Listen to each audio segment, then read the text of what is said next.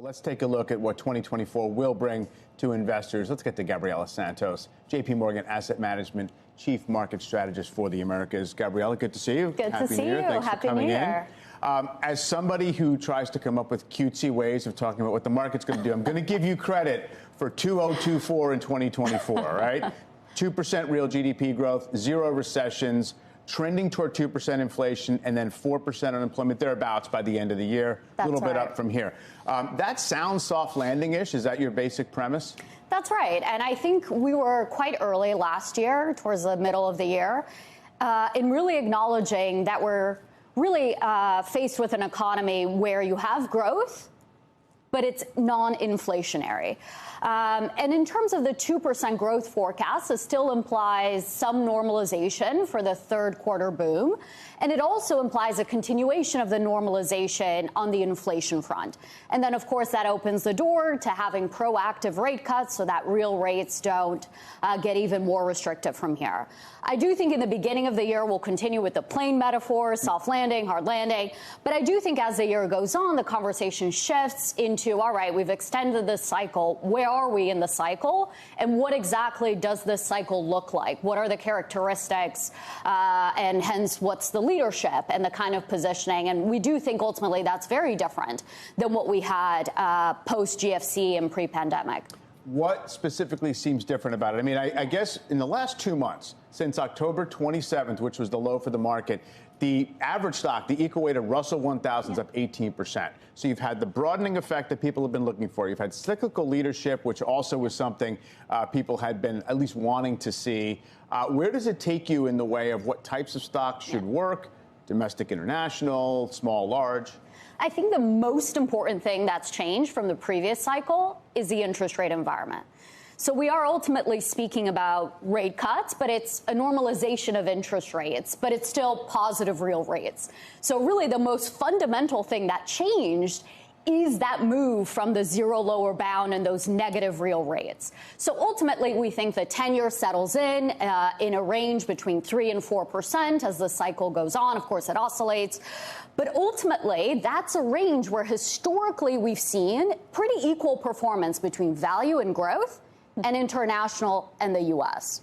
So that's very different than the environment we were in, where interest rates were sub 3% for a decade plus. So ultimately, I think that's one of my biggest things on my wish list for 2024 is that investors really appreciate that change and reposition portfolios for that. 4% is still amazing when you look historically for interest rates, right? I mean, we're not it may not be sub 3%, but we're not talking 5, 6, 7, 8%, and that still can be pretty productive. It can be very productive, and that's for the 10-year, the 3-4%. Yeah. If we're speaking about overnight rates, then we would be thinking about 2.5, 3%, but that's normal. Yeah. And I think that's something that we should celebrate, actually, is the return of that environment. And ultimately, it goes back to inflation. We don't think this is something that's changed in this economy. It's not inflation prone, but it's also an economy that's exited that inflation malaise. It feels so long ago that we used to complain about inflation being low.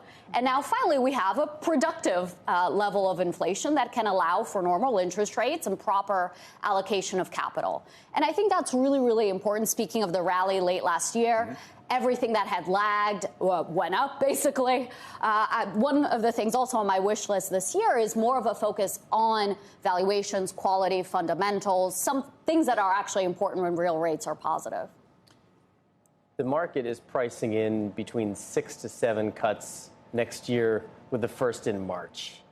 Do you think there could be some downdraft if they don't get that March cut? Or can they just look ahead and say, well, it may not be March, it's going to be June, but we're going to get there? I think ultimately that's probably a bit too much. We don't expect 175 basis points of cuts this year, not unless something goes wrong, right? So I think we should wish for that to actually not come to fruition. That would be a good thing. We do ultimately expect 3 cuts this year. We can start mid-year, start gradually, once a quarter. But ultimately, I think, of course, the market gets carried away, things get overextended, then there's a pullback period where expectations readjust. So that is probably in the cards, but we would use that as an opportunity to extend duration, to buy quality bonds, bonds, quality stocks here in the U.S. and internationally as well. Yeah, it's worth remembering in January of last year, the market was pricing in cuts by the end of 2023 for a while. Right? Yeah. We didn't get the cuts. The right. We still got the rally, yeah. Exactly. So the idea that the market is banking on that alone to be a bullish They case just want the probably. direction to be right. Exactly. It's the carrot held out in front of the horse. Yeah. And for the right reasons, right? Yeah. I think that's really important too. I guess the other big question is, a year ago, there was such certainty we were getting a recession. Now it seems not that many people are outright expecting it. We're still within that lag period. After the final rate cut, employment starts to weaken, 8+ months out. So are we still bracing for the possibility that we get a growth scare? And we actually have a lot of debates internally about this. One camp saying, we're still yet to see the lagged effects of higher interest rates. We will see it. We will get that growth slowdown, maybe even a recession. We're in the other camp of the debate, which says, look, this is not such an interest rate sensitive economy anymore, right? It is not about manufacturing, investment in structures and equipment. It's about software and intellectual property and services consumption. And so actually, we think we have seen an impact of higher interest rates. We'll continue seeing a little bit more, and hence that idea of growth normalizing to 2%.